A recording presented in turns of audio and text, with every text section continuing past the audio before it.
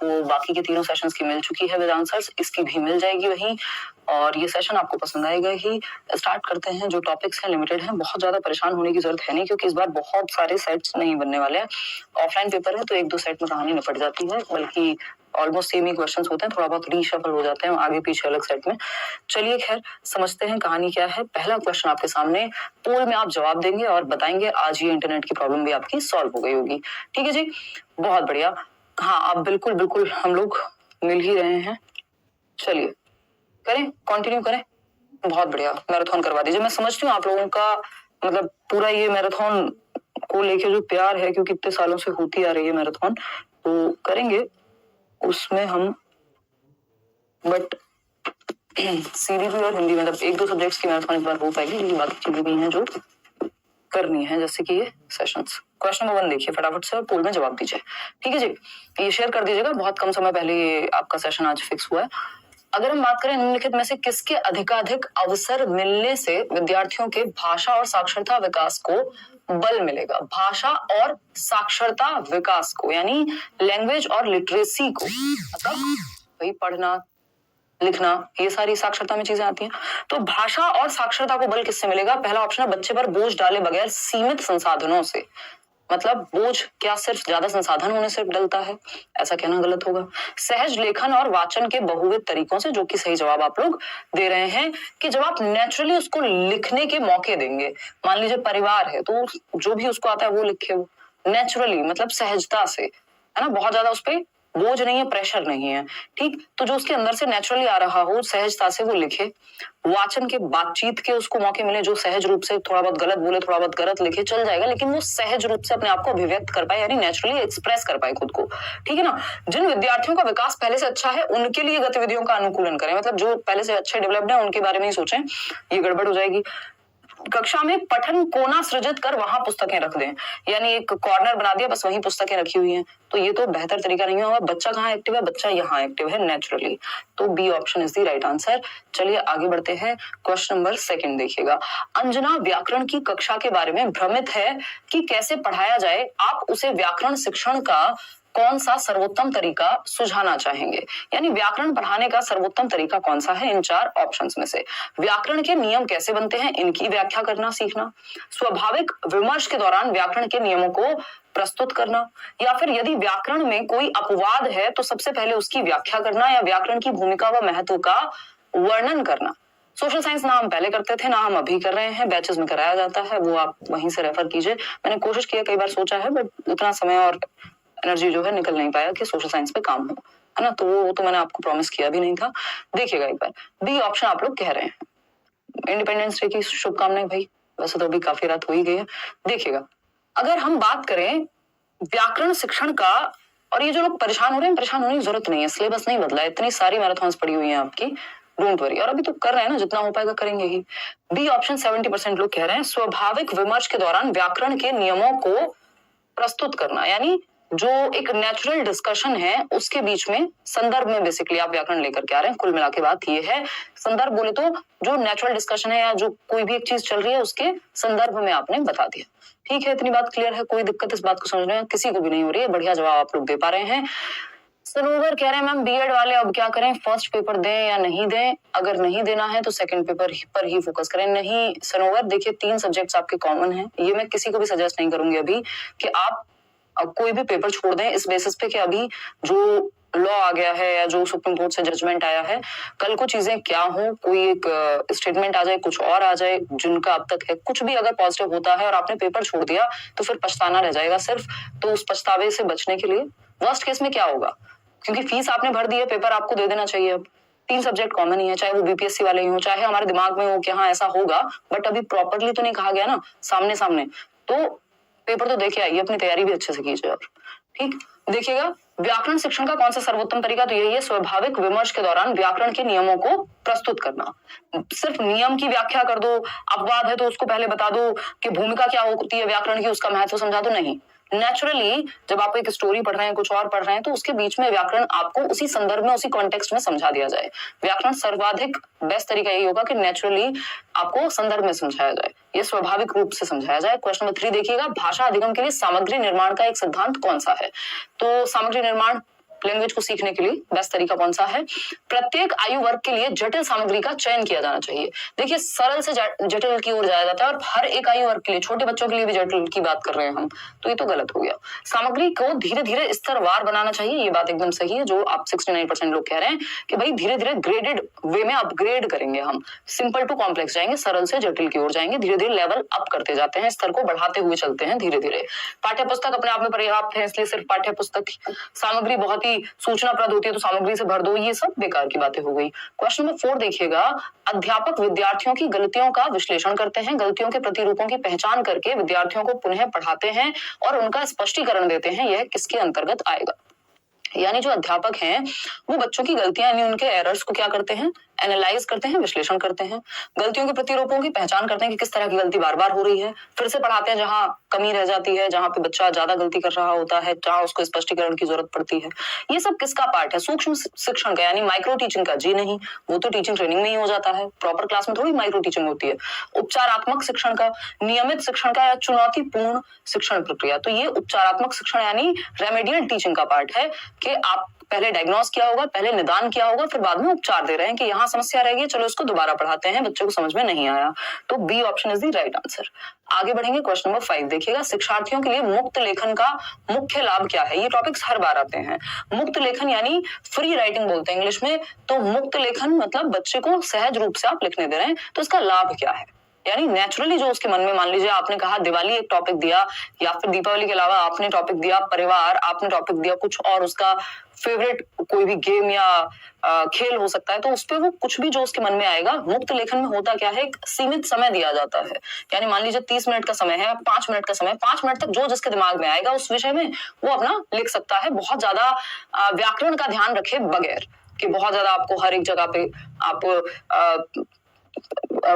Comma लगाएंगे या semi column लगाएंगे या फिर क्वेश्चन मार्क लगाएंगे, तो ये सारे चिन्हों का बहुत ज्यादा प्रयोग या व्याकरण की सही फॉर्म है या नहीं, इस सब के परे आपके मन में जो भाव प्रकट हो रहे हैं उस पे ज्यादा फोकस है मुक्त लेखन में। तो इससे क्या होगा, बच्चा क्रिएटिव बन पाता है, जो कि आप लोग कह भी रहे हैं, सी ऑप्शन, ठीक है ना। मुख्य बल सटीकता पर होना चाहिए, सटीकता यानी एक्यूरेसी नहीं, मुक्त लेखन में एक्यूरेसी पे ध्यान नहीं होता, यहाँ पे प्रवाह पे ध्यान होता है, प्रवाह मुक्त नहीं प्रवाहपूर्ण होना चाहिए, तो ये तो गलत हो गया। शिक्षार्थी अपनी प्रथम भाषा और द्वितीय भाषा के शब्दों को लेने के लिए स्वच्छंद हो, ये भी कहना गलत होगा, यहाँ पे प्रथम भाषा और द्वितीय भाषा की बात ही नहीं है। शिक्षार्थी रचनात्मकता के लिए स्वच्छंद हो, बच्चे इंडिपेंडेंट होते हैं मुक्त लेखन में, ये सबसे बड़ा लाभ है, और वो मुक्त होते हैं या इंडिपेंडेंट होते हैं, स्वतंत्र होते हैं, तो वो नई नई क्रिएटिव चीजें भी, उनके विचार उनके दिमाग में, थॉट्स उनके दिमाग में आते हैं, क्योंकि वो उन पे बोझ नहीं है कि ये मैंने सही फॉर्म लिखी है कि नहीं, है ना, मतलब जो भी उनके मन में आ रहा है वो लिख सकते हैं, तो उनके विचार जो हैं वो क्रिएटिव ज्यादा हो पाएंगे, रचनात्मक ज्यादा हो पाएंगे, क्योंकि उनका ध्यान भाषा की टेक्निकलिटीज पे कम है इस समय।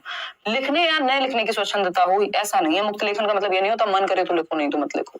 क्वेश्चन नंबर 6 पर आते हैं, व्याकरण के कार्य कैसे होने चाहिए, यानी हम ग्रामर में अगर एक्टिविटीज करा रहे हैं या कोई भी कार्य है तो किस तरह के होने चाहिए? संदर्भ के अनुसार, जीवन उन्मुखी यानी जीवन के परे, नियमों पर केंद्रित होने चाहिए या स्मृति पर आधारित होने चाहिए। तो हमें पता है व्याकरण और संदर्भ का बहुत प्यारा सा रिश्ता है, कॉन्टेक्स्ट में व्याकरण सीखना, संदर्भ के अनुसार व्याकरण सीखना, जिस समय परिस्थिति काल की बात हो रही है उस समय परिस्थिति काल के अनुसार, उस स्टोरी के अनुसार हम क्या दें, बच्चे को व्याकरण के नियम भी बता दें। कोई कहानी पढ़ रहे हैं उसके बीच में जो संज्ञा के शब्द आए तो उससे बता दें कि बेटा ये जो शब्द थे, ये जो बात थी, मान लीजिए हम लोमड़ी की चतुराई के बारे में बात कर रहे हैं, तो वो चतुराई क्या है, वो उसकी विशेषता या एडजेक्टिव हो गया, तो वो विशेषण कहलाएंगे ऐसे शब्द। तो ये सब क्या है, हम संदर्भ में सिखा रहे हैं व्याकरण को, ठीक है ना। हाँ, उदय सर ले लेंगे क्लास चालू। चलिए, खैर A option is the right answer. आगे बढ़ेंगे, आसान लग रहे हैं अब तो, और ये ऐसी चीजें हैं जिनको इग्नोर नहीं किया जा सकता पेपर में, है ना। क्वेश्चन मुश्किल अगर आते हैं तो वो कुछ ही क्वेश्चन हो सकते हैं, और वो भी हमें लगते हैं कई बार। क्वेश्चन नंबर 7 देखिएगा, भाषा अधिगम के बारे में कौन सा सही है, यानी लैंग्वेज टीचिंग के बारे में कौन सी एक बात सही है। ठीक, कल 9 बजे हम बिल्कुल तैयार मिलेंगे, है ना, मतलब आप लोग अभी क्लास आपकी बिल्कुल कंटिन्यू है। भाषा अधिगम के बारे में कौन सा सही है, यानी लैंग्वेज लर्निंग के बारे में कौन सा सही है। सभी प्रकार की विषय वस्तु भाषा अधिगम है, यानी जो भी विषय वस्तु है, जो भी कंटेंट है, वो सब लैंग्वेज लर्निंग का ही है। भाई सही बात है, कोई भी सब्जेक्ट हम बिना लैंग्वेज के नहीं पढ़ सकते, बिना भाषा के नहीं सीख सकते। तो भाषा तो आप सीख ही रहे हैं, कोई भी सब्जेक्ट पढ़ रहे हैं तो, चाहे वो अंग्रेजी हो, अंग्रेजी तो खुद ही भाषा है, हिंदी खुद ही भाषा है, लेकिन चाहे वो इतिहास हो, गणित हो, विज्ञान हो, कोई भी आप जब सब्जेक्ट पढ़ रहे हैं, विषय पढ़ रहे हैं, तो भाषा तो आप अपने आप ही सीख रहे हैं। तो सभी प्रकार की विषय वस्तु भाषा का अधिगम है। विषयों का भाषा अधिगम में मदद नहीं करता, ये कहना गलत है। कोई भी विषय आप पढ़ रहे हैं तो भाषा अधिगम में भी मदद करेगा, लैंग्वेज लर्निंग में भी हेल्प मिलेगी। विज्ञान और गणित सीखने के लिए भाषा महत्वपूर्ण नहीं है, एकदम गलत बात है। बिना भाषा के कैसे तो आप गणित पढ़ेंगे, बिना भाषा के कैसे आप विज्ञान पढ़ेंगे, उसकी भी तो अपनी भाषा है ना हर सब्जेक्ट की। ठीक, भाषा अधिगम विषय सामग्री और वृत्तांतों के आधार पर ही होना चाहिए, यानी जो कंटेंट उस सब्जेक्ट में दिया हुआ है, जो घटनाएं घटी हैं बस उसी आधार पे, नहीं हमें इसको इतना सीमित नहीं करना। A option is the right answer. Question number 8 देखिएगा, बच्चों में भाषिक निपुणता सर्वाधिक उपयुक्त किस प्रकार से विकसित की जा सकती है। यानी भाषिक निपुणता जो है, यानी लैंग्वेज में वो प्रोफिशिएंट हो जाए, इस चीज के लिए सबसे बेहतर तरीका कौन सा है। पहला भाई, अब बफरिंग नहीं है, बफरिंग ने बहुत समय खराब किया इस बार हमारा सीटेट में, मैराथन्स भी डिस्टर्ब की है। हाँ बात सही है रेहान, बट यार अगर पॉजिटिव नहीं रहेंगे, आगे के बारे में नहीं सोचेंगे तो काम चलेगा कैसे। इंटेंशन तो यही रहती है ना कि क्लास होगी ही, ठीक, अब नहीं होती तो आपको पता लग ही जाता है। क्वेश्चन नंबर 8 देखिए, बच्चों में भाषिक निपुणता सर्वाधिक उपयुक्त किस प्रकार से विकसित की जा सकती है। तो व्याकरणिक नियमों की ड्रिल और अभ्यास द्वारा, यानी कि बार बार प्रैक्टिस कराते रहो, तो ये तो सर्वाधिक उपयुक्त तरीका बिल्कुल नहीं है। ड्रिल और प्रैक्टिस वैसे भी कोई पॉजिटिव नहीं है, कीवर्ड्स का एक सेशन रखेंगे उसमें ही डिस्कस भी कर लेंगे। नियमित रूप से श्रुत लेख द्वारा, यानी कि सिर्फ उनको डिक्टेशन बोलते रहो, इमला बोलते रहो, तो उससे क्या होगा, निपुणता आ जाएगी बच्चे में, नहीं, वर्तनी की अशुद्धि तो दूर हो जाएगी, यानी स्पेलिंग मिस्टेक्स तो कम हो जाएंगे, लेकिन भाषा के और भी पक्ष हैं। कार्य आधारित गतिविधियों में भाग लेकर सबसे बेहतर यहाँ बच्चा भाषा सीख पाएगा, क्योंकि बच्चा जो है वो एक्टिविटी बेस्ड लर्निंग करेगा। उसको कोई एक रोल प्ले दे दिया, उसको कोई ऐसी एक्टिविटी दे दी जिसमें वो भाषा का प्रयोग करे, कोई भाषण हो गया, कोई और डिबेट डिस्कशन हो गया, चर्चा और ये सब चीजें, तो एक्टिविटी बेस्ड लर्निंग होनी चाहिए। शब्द भंडार का संवर्धन से काम नहीं चलेगा, शब्द बहुत सारे आते हो और प्रयोग ना आता हो तो गड़बड़ है। क्वेश्चन नंबर 9 देखिएगा एक बार। क्वेश्चन नंबर 9 कहता है, कक्षा 5 की अध्यापिका ने अपनी कक्षा के लिए कुछ कहानियों का चयन किया है। कहानियों के चयन हेतु किस मानदंड का प्रयोग नहीं करना चाहिए। यानी जब आप कहानी चूज कर रहे हैं, किस कहानी को आप पढ़ाएंगे या जिसका डिस्कशन होगा क्लासरूम में, तो कौन सा एक क्राइटेरिया कहानी को चयनित करते समय नहीं होना चाहिए। सिंधु कल या परसों में होगी भाई, है ना, बस आप सेशन देख लेना एक बार, यूट्यूब पे चेक कर लेना कि मैराथन कब हो रही है, कल हो रही है कि परसों हो रही है, पता लग जाएगा। No promise. देखिएगा, मानदंड का प्रयोग नहीं करना चाहिए, यह विद्यार्थियों की रुचि पर आधारित होनी चाहिए। ये बात तो सही है कि बच्चे के इंटरेस्ट पे बेस्ड हो, उसकी एज के हिसाब से हो, कोई भी सामग्री अगर आप चूज कर रहे हैं। यह विद्यार्थियों के भाषा स्तर और भाषा विकास पर आधारित हो, किस स्तर पे बच्चा है, अभी कितना आता है, उस आधार पे आप नई सामग्री चूज करते हैं। विद्यार्थियों की पृष्ठभूमि को ध्यान में रखेंगे, ये भी सही बात है, वो किस संस्कृति, किस समुदाय, है ना, कैसे वो कनेक्ट कर पाएगा उस कहानी से, बात सही है। लेकिन चयनित की गई पुस्तकें भारतीय पृष्ठभूमि से होनी चाहिए, ये एकदम गलत क्राइटेरिया है कि आप बाहर का अगर कोई लिटरेचर है या पुस्तकें हैं या किसी और संस्कृति से हैं तो आप कहेंगे नहीं हम इसको नहीं पढ़ाएंगे। ऐसा कहना एकदम रिजिडिटी होगी, ये फ्लेक्सिबिलिटी या लचीलापन नहीं होगा, और लचीलापन हमें चाहिए ना कि rigidity. D option is the right answer. Question number 10 देखिएगा एक बार। एक शिक्षार्थी अपनी पठन क्षमता का अपने संज्ञानात्मक स्तर से एक चरण ऊंचे की अपठित पाठ्य सामग्री के जटिल विश्लेषण करके प्रदर्शित करती है। यानी जितना उसको आता है, अपने संज्ञानात्मक स्तर जो उसका करंट नॉलेज का लेवल है उसमें +1 करके वो जो है सीखने की कोशिश कर रही है। याद कर लीजिए, स्टीफन क्रेशन क्या कहते हैं इसको, कॉम्प्रिहेंसिबल इनपुट कहते हैं। बिल्कुल सही जवाब आपका। बोधगम्य निवेश कहते हैं कॉम्प्रिहेंसिबल इनपुट। जितना आता है उससे +1 लेवल पे रखो आप बच्चे को, जो भी पूछ रहे हो, सिखा रहे हो, ताकि थोड़ी सी डिफिकल्टी भी हो, थोड़ा चैलेंज भी फील हो और थोड़ा उसको कंट्रोल में भी फील हो कि हाँ थोड़ी चीजें मुझे आती हैं। तो इसलिए हम नोन टू अननोन यानी ज्ञात से अज्ञात की ओर जाते हैं, जो आता है उससे हल्का सा एक लेवल ऊपर। क्वेश्चन नंबर 11 देखिएगा, और ये कहता है जब हम अपने विद्यार्थियों को अधिकृत भाषा के साथ साथ दूसरे विषयों के माध्यम से भाषा सीखने के अवसर देते हैं तो यह अवसर क्या कहलाएंगे। यानी जो हमारे स्टूडेंट्स हैं, हम उनको जो भाषा ऑलरेडी है हमारे पास, अधिक जो भाषा चल रही है उसके साथ साथ दूसरे विषयों के माध्यम से भाषा सीखने के अवसर दे रहे हैं। यानी भाषा में तो हम भाषा को पढ़ ही रहे हैं, हिंदी को पढ़ ही रहे हैं, लेकिन उस हिंदी के माध्यम से बाकी सब्जेक्ट्स भी हम पढ़ रहे हैं, या बाकी सब्जेक्ट्स में भी उसी भाषा का प्रयोग हो रहा है। इसको लैंग्वेज अक्रॉस करिकुलम या हम क्या कहते हैं, भाषा समूचे पाठ्यक्रम में। ये गलत जवाब आप लोग दे रहे हैं, ये भाषा अर्जन नहीं कहलाता, ये LAC लैक कहलाएगा। यानी जब हम अपने विद्यार्थियों को अधिकृत भाषा के साथ साथ दूसरे विषयों के माध्यम से भाषा सीखने के अवसर दे रहे हैं, दूसरे विषयों के माध्यम से भाषा सीख रहे हैं आप, ये नहीं कहा है कि किसी भाषा के ग्रामेटिकल या व्याकरणिक नियमों को सीख रहे हैं, किताबों से पढ़ रहे हैं, स्कूल में सीख रहे हैं, वो भाषा अर्जन होता है। उसमें बाकी सब्जेक्ट्स की बात नहीं हो रही होती, भाषा की बात हो रही होती है, ठीक है ना। तो ऐसी गड़बड़ हमको नहीं करनी है। आगे बढ़ेंगे नेक्स्ट क्वेश्चन पे। क्वेश्चन नंबर है 12, भाषा के आकलन में निदानात्मक परीक्षणों का प्रयोग किसके लिए किया जाता है? यानी जो हम डायग्नोस्टिक टेस्ट ले रहे हैं उसका पर्पस क्या है लैंग्वेज के अंदर? पहला ऑप्शन है उपचारात्मक शिक्षण की योजना बनाने के उद्देश्य से विद्यार्थियों की कमियों का पता लगाना, यानी कि हम बच्चे की कमियों का पता लगाएं उपचारात्मक शिक्षण की योजना बना करके। या फिर सेकेंड ऑप्शन है विशिष्ट कार्यक्रमों के लिए शिक्षार्थी की उपयुक्तता का आकलन करना, कैंपस प्लेसमेंट देना, भाषा प्रयोग के लिए विद्यार्थी की क्षमता की जांच करना। नहीं, सिंपल बात है, निदानात्मक परीक्षण होता है इसलिए कि पता चल सके कि कमी कहाँ है। उपचारात्मक शिक्षण की योजना जो रेमेडियल टीचिंग है, निदानात्मक बोले तो डायग्नोस्टिक टेस्ट, डायग्नोस कर रहे हैं, पता लगा रहे हैं समस्या है कहाँ। और ये इसका जो प्रयोग है वो इसके लिए किया जाएगा कि कल को जब रेमेडी देनी हो, उपचारात्मक शिक्षण देना हो, तो हमारे पास एक योजना हो कि बच्चे में दिक्कत कहाँ थी और उसकी कमियों का पता लगा करके हम योजना बना सकें किसकी, उपचारात्मक शिक्षण की। तो आसान बात हो गई। क्वेश्चन नंबर 13 देखिएगा, वह लेखन जिसमें इस बात पर ध्यान दिया जाता है कि लेखन इस रूप में प्रस्तुत किया जाए कि दूसरे आसानी से पढ़ और समझ सकें, इसमें हस्तलेखन, वर्तनी, विराम चिन्ह और सामान्य लेआउट शामिल है, यह क्या कहलाएगा? है ना, इंग्लिश पेडागोजी का सेशन जिन्होंने लिया होगा उनको याद आ रहा होगा, सेम इसी तरह के क्वेश्चंस पूछे गए थे। ठीक, तो वह लेखन जिसमें इस बात पर ध्यान दिया जाता है कि लेखन इस रूप में प्रस्तुत किया जाए कि दूसरे आसानी से पढ़ और समझ सकें, मतलब पढ़ और समझ सकें दूसरे, इस बात पे फोकस किया जाए। और बाकी चीजें जैसे हस्तलेखन, वर्तनी स्पेलिंग ठीक है कि नहीं है, विराम चिन्ह है कि नहीं है, सामान्य लेआउट ठीक है कि नहीं है, ये प्रतिलेखन यानी ट्रांसक्रिप्शन में आता है। ये एकदम फैक्चुअल सा क्वेश्चन है, इसमें आप और मैं कुछ खास कर नहीं पाएंगे। चलिएगा, खैर क्वेश्चन नंबर 14 पे जाएंगे।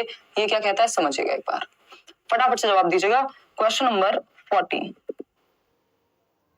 देखिएगा। क्वेश्चन नंबर 14 की अगर हम बात करें, साझा पठन के लिए यानी शेयर्ड रीडिंग जिसको हम कह रहे हैं, अध्यापक के रूप में आप क्या करेंगे? देखिए, शेयर्ड रीडिंग यानी ये मैंने इंग्लिश वाले सेशन में भी डिस्कस किया था, सेम क्वेश्चन था। साझा पठन मतलब शेयर्ड रीडिंग जिसमें टीचर एक बार खुद से पढ़ के बता देता है, एक मॉडल रीडिंग मिल जाती है ताकि बच्चे को पता चले कि इसका आदर्श रूप ये है, आदर्श वाचन हो जाएगा, सही उच्चारण के साथ टीचर उसको सही सुर लय ताल के साथ उसका पठन करेगा और बाकी बच्चे फिर साथ में चलेंगे। वहीं अगर हम बात करते हैं गाइडेड रीडिंग की, है ना, वो उस केस में बच्चों के साथ जहां उनको दिक्कत है वहां टीचर साथ में होता है गाइड करने के लिए, ये मेन अंतर है। तो साझा पठन के लिए अध्यापक के रूप में आप क्या करेंगे? आपने जिस पाठ्य सामग्री को सस्वर पढ़ा है, कुछ विद्यार्थियों को उसका अनुसरण करने के लिए कहेंगे। नहीं, सस्वर पठन करना और विद्यार्थियों से अपने पीछे या सामूहिक रूप से दोहराने के लिए कहना, ये भी नहीं है कि इसका मतलब साझा पठन है, वो तो फिर आप आदर्श वाचन जैसा कुछ कर रहे हैं। पाठ्य सामग्री पढ़ते समय विद्यार्थियों का अनुसरण करना, ये भी गलत होगा। पठन प्रक्रिया का आदर्श रूप प्रस्तुत करना कि ये एग्जैक्ट ऐसे पढ़ा जाएगा, ये इस शब्द का उच्चारण ऐसे होगा, कहाँ कितना विराम देना है, वो सारा कुछ आप प्रॉपर आदर्श रूप में प्रस्तुत करते हैं। जैसे हाव भाव के साथ कैसे पढ़ा जाए और अपरिचित शब्दों के साथ क्या किया जाए, ये आपका किस में आएगा? साझा पठन में आएगा, शेयर्ड रीडिंग में आएगा। क्वेश्चन नंबर 15 देखिएगा, एक अध्यापिका संज्ञा समझाने के लिए पहले उदाहरण देती है फिर उसकी परिभाषा बताती है, यह विधि कहलाती है। यानी संज्ञा समझाने के लिए टीचर ने क्या दिया? पहले उदाहरण दिया, यानी एग्जाम्पल। उदाहरण से नियम की ओर इंडक्टिव कहते हैं इसको, जिसको आगमनात्मक हिंदी में कहेंगे। निगमनात्मक डिडक्टिव होता है, इसमें पहले नियम बताया जाता है। ठीक है, तो आगमनात्मक में पहले आप उदाहरण देते हैं और बाद में जाकर के आप परिभाषा बताते हैं। ठीक है ना, तो ये बात तो एकदम क्लियर हो गई, आसान सा जवाब है और आता भी है ये क्वेश्चन। क्वेश्चन नंबर 16 देखिएगा एक बार, ये क्या कहता है? एक अध्यापिका कक्षा में विद्यार्थियों के घर की भाषा में उदाहरण प्रस्तुत करती है, इसमें कक्षा में क्या प्रभाव पड़ेगा इससे बताइएगा। घर की भाषा में उदाहरण प्रस्तुत किया यानी बच्चे की मातृभाषा का प्रयोग यहाँ किया गया है अध्यापिका के द्वारा। पहला ऑप्शन है छोटी सी आयु में बच्चों पर अतिरिक्त भाषिक बोझ पड़ जाएगा। भाषिक बोझ कहाँ से आया? मातृभाषा बोझ थोड़ी होती है बच्चे के लिए, तो वो आसानी होगी उस बात से कि टीचर ने यूज किया है बच्चे की मातृभाषा को। बी ऑप्शन है विद्यार्थियों को विभिन्न संस्कृतियों और परंपराओं पर रिपोर्ट लिखने में मदद करेगा, यानी बच्चों को अलग अलग संस्कृतियों के बारे में जो है रिपोर्ट लिखने में मदद करेगा। रिपोर्ट लिखना इसमें उद्देश्य है या बच्चे को समझाना? तो ये भी कहना गलत हो गया। कक्षा में भाषा समृद्ध परिवेश सृजित होगा और इस तरह से विद्यार्थियों के अधिगम पर सकारात्मक प्रभाव पड़ेगा। कुछ हद तक सही बात लग रही है हमें। कक्षा में मुद्रित समृद्ध परिवेश सृजित होगा। देखो, मुद्रित समृद्ध नहीं होगा क्योंकि यहाँ कोई प्रिंटेड मटेरियल की बात नहीं हुई है। जो शिक्षिका हैं वो प्रयोग किसका कर रही हैं? मातृभाषा का प्रयोग कर रही हैं। तो भाषा समृद्ध यानी लैंग्वेज रिच एनवायरनमेंट तो है यहाँ पे कि भाषा का अलग अलग लोगों की यानी अलग अलग बच्चों की मातृभाषा का वहां पे संकलन है या उनको इंक्लूड करना है, समावेशन है, तो भाषा समृद्ध परिवेश सृजित होगा और इस तरह से विद्यार्थियों के अधिगम पर सकारात्मक प्रभाव पड़ेगा, बच्चे पॉजिटिवली सीख पाएंगे। क्योंकि एक अच्छा मातृभाषा तो आपकी जो नई शिक्षा नीति है वो भी यही कह रही है कि भाई मातृभाषा में सिखाओ, जो कोठारी आयोग कह रहा था 1966-67 से। क्वेश्चन नंबर 17 देखिएगा, पठन शिक्षण के लिए टॉप डाउन उपागम की कौन सी युक्ति नहीं है? टॉप डाउन और बॉटम अप अप्रोच को एज इट इज ये पूछ लेते हैं अभी हिंदी और इंग्लिश दोनों में। तो पठन शिक्षण के लिए टॉप डाउन, टॉप से डाउन है ना, और बॉटम से अप मतलब बिल्कुल छोटे अक्षर से और आप कहानी की तरफ जा रहे हैं, और टॉप डाउन में आप कहानी से नीचे अक्षर की तरफ आ रहे हैं, उसके बीच में बहुत सारी जर्नी होगी, उस पर चर्चा बाद में करेंगे। तो पठन शिक्षण के लिए टॉप डाउन उपागम की कौन सी युक्ति सही नहीं है? चित्रों को देखकर अर्थ का अनुमान लगाना, यानी जब आप चित्र देख रहे हैं तो अर्थ का भी अनुमान लगा रहे हैं। इसका मतलब जो एक टोटल कहानी है उससे आप अर्थ समझ रहे हैं, ऐसा नहीं है कि आप कोई वर्ड मीनिंग याद कर रहे हो, कोई आप शब्दावली याद कर रहे हो। तो ये तो टॉप डाउन है, हमसे नहीं पूछा है कौन सा नहीं है। इसमें वर्णमाला के अक्षरों, उनकी ध्वनियों और अलग अलग शब्दों के अर्थ का शिक्षण शामिल है।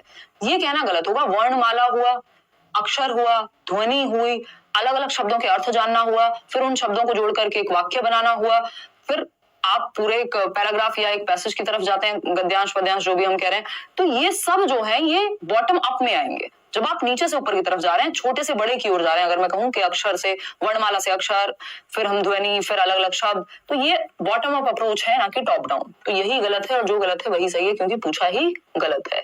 साझा पठन, अब ये साझा पठन में बिल्कुल आप पूरी कहानी पढ़ रहे होते हैं, निर्देशित पठन में भी, गाइडेड रीडिंग में भी पूरी कहानी समझ रहे होते हैं बच्चे, ना कि एक एक अल्फाबेट या अक्षर को समझ रहे होते हैं या याद कर रहे होते हैं। क्वेश्चन नंबर 18 देखिएगा, संदर्भ में व्याकरण किस पर बल देता है? संदर्भ में व्याकरण, ऐसा रेयर ही कोई सेट आपको मिलेगा आज तक जहां क्वेश्चन ना आया हो। संदर्भ में व्याकरण का मतलब है कॉन्टेक्स्ट में ग्रामर सीखना। फटाफट से जवाब दीजिएगा, फिर हम आगे बढ़ेंगे। इंग्लिश पेडागोजी की मैराथन करा दीजिए मैम। गीता, मेरा बस चलता है, अब चीजें अगर ठीक रहती हैं इस बार तो वो तो सारी ही सब्जेक्ट की होनी थी मैराथन, बट रहे कुछ कारण, तो प्रीवियस जो इंग्लिश पेडागोजी की मैराथन है एक बार वो आप रेफर कर सकते हो, अगर पॉसिबल हुआ तो मैं कोशिश करूंगी, बट अभी उस पर कोई प्रॉमिस नहीं है। सीडीपी में पक्का कराऊंगी, अगर मौका मिला तो हिंदी पेडागोजी भी कराऊंगी। एक कीवर्ड का सेशन आपका होना बहुत जरूरी है, मैराथन से भी ज्यादा, क्योंकि मैराथन आपके पास प्रीवियसली है, फ्री नोट्स भी हैं जो मैंने दिए हुए हैं, वो सब काम आ जाएंगे, ठीक है ना। तो सीडीपी तो पक्का ही है, परसों होपफुली सीडीपी हो जाएगा, कल हम मैथ्स पेडागोजी का एक वो खत्म कर लेंगे। देखिएगा 63% लोग सी कह रहे हैं, संदर्भ में व्याकरण विषय वस्तु के शिक्षण के लिए व्याकरण अनुवाद विधि का प्रयोग करने पर बल देती है। बात तो सही है। भाषा के नियमों को आत्मसात करने पे नहीं नहीं नहीं नहीं, एक सेकेंड, संदर्भ में व्याकरण किस पर बल देती है? आप लोग अलग अलग जवाब दे रहे हैं। भाषा के नियमों को आत्मसात करने पे, चलिए ठीक है, भाषा के नियमों को कंठस्थ करने पे, ये कहना गलत होगा। नियमों का अति सामान्यकरण करने पे नहीं, विषय वस्तु के शिक्षण के लिए व्याकरण अनुवाद विधि, अरे नहीं भाई नहीं, है ना। व्याकरण अनुवाद विधि से, ये पता नहीं कहां से आपके दिमाग में ये सेट हो गया है।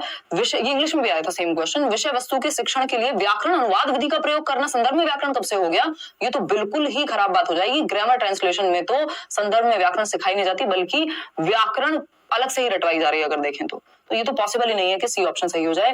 भाषा के नियमों को आत्मसात करने पे, क्योंकि जब आप संदर्भ में पढ़ रहे होते हैं, कोई कहानी पढ़ते समय आपको पता चला कि अरे ये जो चतुराई है या क्लेवर जो एक वर्ड है, ये क्या है, एक विशेषता बताने वाला शब्द है, एडजेक्टिव है, तो ये आपने नियम इनडायरेक्टली ही आत्मसात कर लिया। जब आप पढ़ रहे हैं और आपने देखा कि कहीं मान लीजिए गया वेंट टू स्कूल, तो अब आपके दिमाग में वो सेट हो गया, आत्मसात कर लिया नियम के सेकेंड फॉर्म वेंट होती है गो की, समझ पा रहे हो ना। तो भाषा के नियमों को आत्मसात करते हैं आप जब संदर्भ में सीख रहे होते हैं। अलग से व्याकरण पढ़ रहे होते हैं तो आप रट्टे लगाते हैं, कंठस्थ करते हैं। तो A option is the right answer. आगे बढ़ेंगे क्वेश्चन नंबर 19 पर। पाठ्यचर्यक विषय जैसे विज्ञान, गणित, इतिहास, भूगोल, कला, शिल्प, शारीरिक शिक्षा आदि अर्थपूर्ण और रुचिकर तरीकों से भाषा प्रयोग के अवसर प्रदान करते हैं। यह क्या प्रदर्शित करता है? तो पाठ्यचर्यक विषय यानी जो अलग अलग आपके सब्जेक्ट्स हैं, जैसे वो साइंस हो, मैथ्स हो, इतिहास यानी हिस्ट्री हो, ज्योग्राफी हो, आर्ट एंड क्राफ्ट हुआ, शारीरिक शिक्षा है, ये सब अर्थपूर्ण और रुचिकर तरीकों से भाषा के प्रयोग के अवसर प्रदान करते हैं। यानी जब आप गणित पढ़ रहे हैं तो एक अलग तरीके से आप भाषा का प्रयोग होता है ना, रुचिकर भी होता है। इतिहास में भी अगर आप पढ़ रहे हैं तो बहुत सारे नए नए शब्द से लेकर नए नए ढंग से पढ़ाया जाता है। तो बात सही है कि आप भाषा भी सीख रहे हैं। इसको भाषा समावेशन कहते हैं, अर्जन कहते हैं। भाषा जब आप सीख रहे होते हैं तो उसको अर्जन कहते हैं। ये तो अर्जन कहा ही नहीं जा सकता जब आप बाकी विषयों से अलग अलग ढंग से भाषा को सीख रहे हैं। भाषा समावेशन कह रहे हैं कई लोग, ये भाषा बोधगम्यता, भाषा समूचे पाठ्यक्रम में। देखिए ये बात पता नहीं आप क्यों इसकी तरफ जा रहे हैं इतना, भाषा समावेशन की तरफ। भाषा समावेशन नहीं है ये अगेन लैंग्वेज अक्रॉस करिकुलम है, यानी भाषा समूचे पाठ्यक्रम में, यानी भाषा के प्रयोग का मौका मिल रहा है। मतलब अलग अलग सब्जेक्ट में जब आप किसी भी लैंग्वेज को प्रयोग कर रहे होते हैं तो वो भाषा समूचे पाठ्यक्रम में, यानी एक पूरे करिकुलम के सभी सब्जेक्ट्स में एक लैंग्वेज है जो कॉमन है। जब आप सारे सब्जेक्ट्स पढ़ रहे हैं तो आप लैंग्वेज सीख रहे हैं, जब आप लैंग्वेज सीख रहे हैं तो आप सब्जेक्ट भी सीख रहे हैं। ठीक है ना बात? तो इतनी बात क्लियर है भाई। चलिए खैर आगे बढ़ते हैं नेक्स्ट क्वेश्चन की तरफ। नेक्स्ट क्वेश्चन है क्वेश्चन नंबर 20। देखिएगा क्या कहता है। क्वेश्चन नंबर 20 कहता है, कक्षा 8 की भाषा अध्यापक रीमा कक्षा में सस्वर कहानी सुनाने से पहले अच्छी तैयारी सुनिश्चित करती हैं। आपकी राय में सस्वर कथा पठन के लिए सबसे कम महत्वपूर्ण क्या है जो रीमा को नहीं करना चाहिए? सस्वर कथा पठन बोले तो कि टीचर जो है वो प्रॉपर सुर लय ताल के साथ कथा का वाचन करे। ठीक है ना? मतलब जहां पे कहाँ कितना उतार चढ़ाव है, कहाँ विराम लेना है, कहाँ अपनी भाषा में या अपनी टोन में चेंज लाने की जरूरत है, अपने एक्सप्रेशन में परिवर्तन की जरूरत है। सस्वर कथा पठन के अंदर ये चीज आती है कि आप मौन वाचन है एक, तो दूसरा है सस्वर यानी लाउड रीडिंग हो रही है, तो वहां पे आपकी प्रोनाउंसिएशन से लेकर के और इंटोनेशन तक सब अच्छा होता है, यानी उतार चढ़ाव भाषा में और आपका उच्चारण, ये सब चीजें क्लियर होती हैं और आप एंजॉय भी कर पाते हैं उस सेशन को। ठीक है बात? अगर हम बात करें यहाँ पे डी ऑप्शन 42% लोग कह रहे हैं कहानी के निष्कर्ष पर आधारित प्रश्न बनाना जो विद्यार्थियों से पूछे जा सके। भाई बात क्या चल रही है कि सस्वर कहानी सुनाने से पहले अच्छी तैयारी सुनिश्चित करते हैं। ठीक है, आपकी राय में सस्वर कथा पठन के लिए सबसे कम महत्वपूर्ण क्या है, यानी लीस्ट इंपॉर्टेंट जब लाउड रीडिंग हो रही है या सस्वर कथा पठन हो रही है? तो पहले तो अनेक बार कहानी खुद से पढ़नी पड़ेगी। भाई मछली जल की रानी है, अगर टीचर ने प्रैक्टिस नहीं की होगी तो उस सुर लय ताल के साथ वो क्लासरूम में नहीं पढ़ा पाएंगी। बात सही है, तैयारी के समय ये करना पड़ेगा।